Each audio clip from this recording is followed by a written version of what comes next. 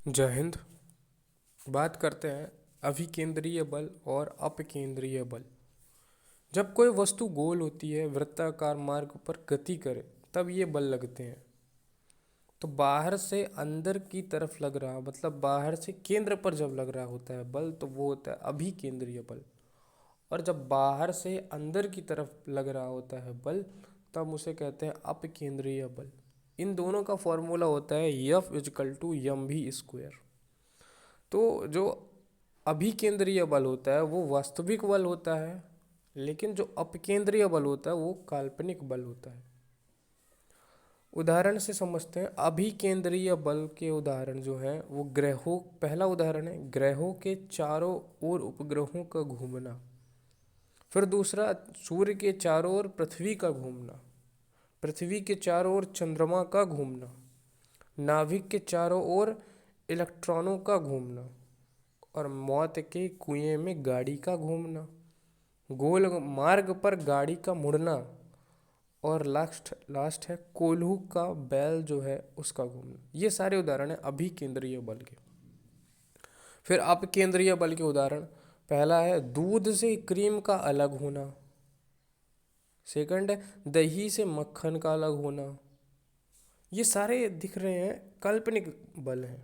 काल्पनिक बल समझ में नहीं, वास्तविक दिख नहीं रहा है, काल्पनिक समझ सकते हैं। तो वॉशिंग मशीन की कार्य विधि है ना, फिर खिलौना, मशीन, मिक्सी, चक्की, ये सारे अपकेंद्रीय बल हैं। अब दो प्रकार के बल और आते हैं इसी से जुड़ के, ससंजक बल और असंजक बल। जब वस्तुएं आपस में चिपकती हैं तब ये बल लगते हैं। तो ससंजक बल जो है वो समान अणुओं के मध्य लगने वाला बल है, जैसे कि पानी पानी में, स्याही स्याही से, कागज कागज से। और आसंजक बल जो है वो असमान अणुओं के मध्य लगने वाला बल है। लकड़ी का फेविकोल से चिपकना, गोंद का कागज से चिपकना, स्याही का कागज से चिपकना। तो वर्षा की दो बूंदों का मिलकर बड़ी बूंद बना लेना, ये संसंजक बल होता है।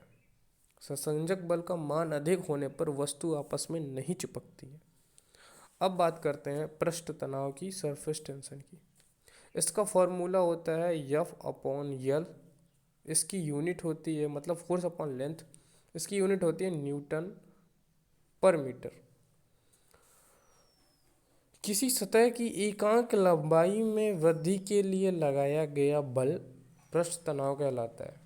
पृष्ठ तनाव ताप पर निर्भर होता है। ताप अगर बढ़ता है तो पृष्ठ ही बढ़ेगा, अगर ताप घटता है तो पृष्ठ भी घटेगा।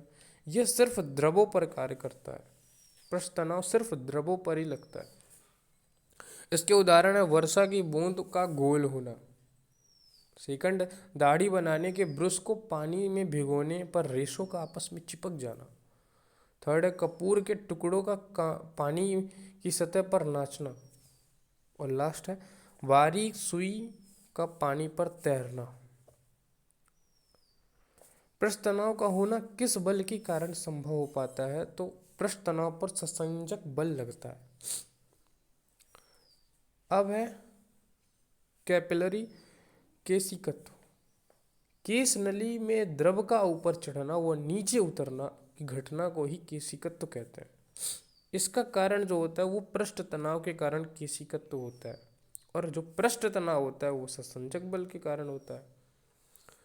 तो केशिकत्व की नली की त्रिज्या पर निर्भर होता है। केशिकत्व जो होता है वो केश नली की त्रिज्या पर निर्भर होता है। तो इसके उदाहरण है लालटेन, दीपक व स्टोव की बत्तियों से तेल का ऊपर चढ़ना, पेड़ों में पानी का ऊपर चढ़ना। थर्ड है चौक में, कागज के किनारे किसी भी भाग में पानी जब पड़ जाता है तो पूरा गीला हो जाता है, ये भी। सिंचाई के समय रेत के बड़े टीलों का गीला होना। फिर लास्ट है फाउंटेन पेन में स्याही का ऊपर चढ़ना। फाउंटेन पेन स्याही के पेन की नींव आगे से चिरी होती है, वो केशिकत्व के कारण ही होती है। अब फ्रिक्शन की बात करते हैं, घर्षण की बात करते हैं। दो वस्तुओं के संपर्क तल पर लगने वाला आकर्षण बल घर्षण कहलाता है। घर्षण एक प्रकार का बल है। ये तीन प्रकार के होते हैं। स्थैतिक घर्षण जिसका मान सबसे अधिक होता है, मतलब इसमें स्थैतिक घर्षण में सबसे ज़्यादा घर्षण होता है। फिर लॉटनिक घर्षण सबसे कम होता है इसमें घर्षण, और फिर सर्पी घर्षण।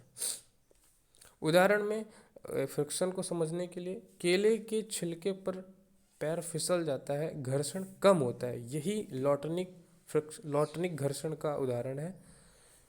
मशीनों में शुष्क स्नोहक के रूप में ग्राफाइट का प्रयोग करते हैं घर्षण कम के लिए। फिर तीसरा है